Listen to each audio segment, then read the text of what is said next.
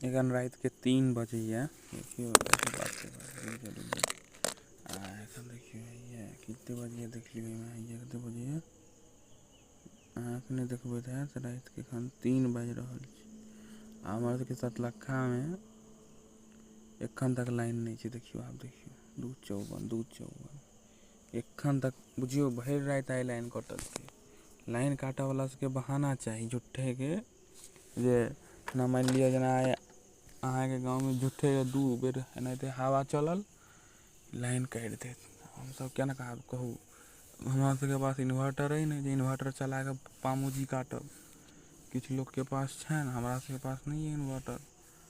गर्मी में टटाई छी, छत पर एलू हैं लगभग बुझियो आधा घंटा पहले। अब वह भाई के मोबाइल में यूट्यूब पर रील देखे छलू हैं, ओहो रील बंद भ गेले। अब लाइन बंद छै, टिटियाई छी।